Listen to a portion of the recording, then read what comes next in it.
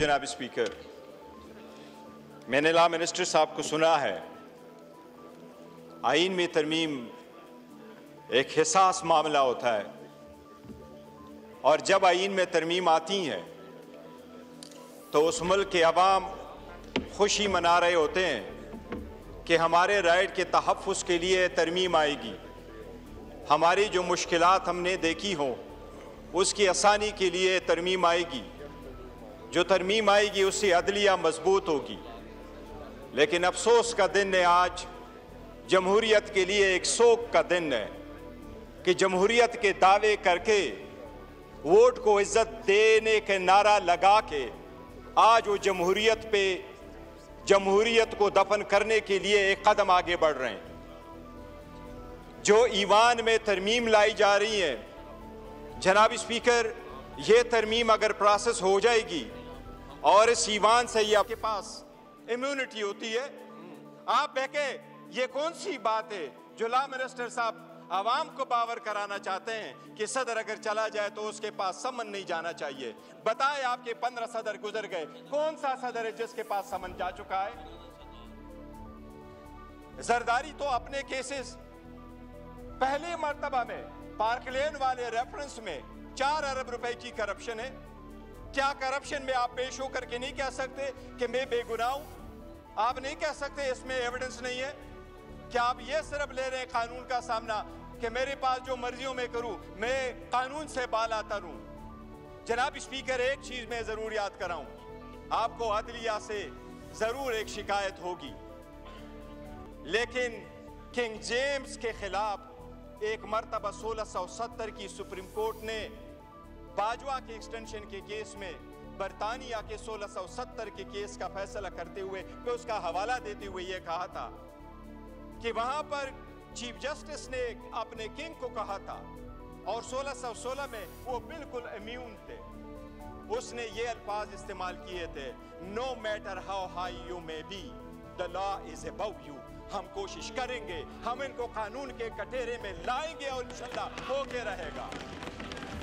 कि elite class already exist कर रही है, एक और एलीट क्लास लेके आए जो कानून से भी बालातर हो, और आपके सारे बहाने खत्म हो गए। With all due respect law minister साहब, बहाने अब खत्म होने चाहिए। और बहाने ये थे कि जब हम पहली मर्तबा फेडरल कॉन्स्टिट्यूशनल कोड बनाने जा रहे थे तो आप लोगों ने हमें क्या कहा? आपने सुप्रीम कोर्ट की तादाद बढ़ाई, 16 जजेस थे, 33 जजेस पे लेके गए। आप 53 जजेस हाई कोर्ट और सुप्रीम कोर्टों में लेके आए। मैंने आपको 16 सितंबर में यहां कहा कि 56,000 केसेस सुप्रीम कोर्ट में पेंडिंग है। वो केस जिसके लिए आप फेडरल कॉन्स्टिट्यूशनल कोड बना रहे हैं, जिसको आपने प्रिसाइसली कहा कि वो आईनी मसाइल कहेंगे, वो सुप्रीम कोर्ट में आज भी फकत 148 केसेस है। बाकी केसेस आर्टिकल 184 के नहीं है, वो आर्टिकल 199 के आईनी मुकासद नहीं है। अगर 141 केसेस के लिए आप कॉन्स्टिट्यूशनल अदालत बना रहे हैं, ये सब उसके लिए नहीं बना रहे हैं। जनाब स्पीकर, आवाम के बुनियादी हकूक का हुकूमत के खिलाफ, हुकूमत की ज़द-ओ-कोब में जो लोग आ जाते हैं, उनके खिलाफ लोगों के पास एक किला होता है, अदलिया किला की हैसियत से ये उस किला को फतह करना चाह रहे हैं और अपनी मर्जी के पैसे ले लेना चाह रहे हैं। जनाब स्पीकर, मैं 2 चीज़ों का बसद एहतराम अर्ज करूंगा। आज जब आपने तरमीम करने जा रहे हैं, आपने सेरेमोनियसली भी सुप्रीम कोर्ट को नहीं छोड़ा। आपने सुप्रीम कोर्ट ऑफ पाकिस्तान को ख़त्म किया, जो तो रहने दिया है, उसके हैसियत को आपने डिस्ट्रिक्ट कोर्ट के मुताबिक में किया।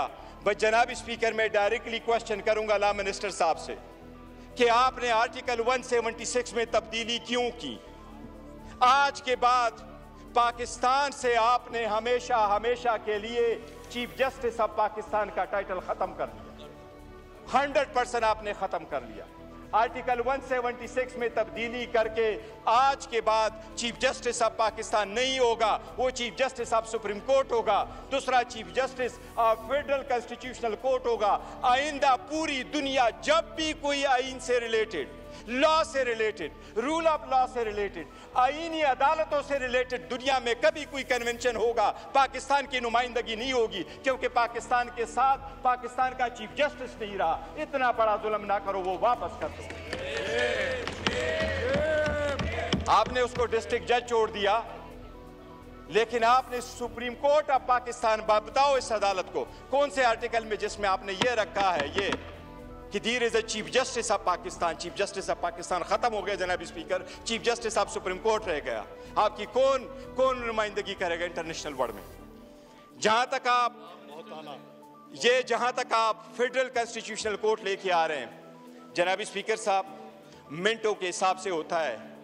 आप अगर chief justice federal constitutional court बनाने जा रहे हैं तो आपने प्रोवाइड किया कि प्राइम मिनिस्टर उसका पहला चीफ जस्टिस लगाएगा और प्राइम मिनिस्टर उनके जजेस लगाएगा, और वो जजेस 68 इयर्स तक होंगे, unless and until they are 68 years old.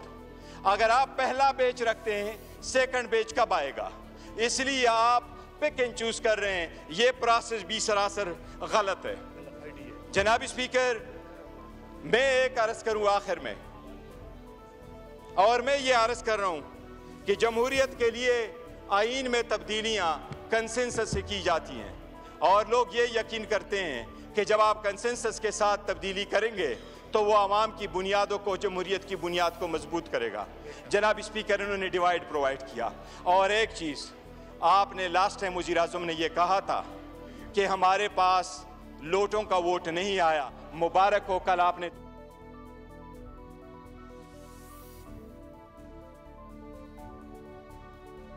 Last time हमें कहा प्राउडली कि मेरे जो हमें वोट दिया है 5, उनको हमने निकाला है।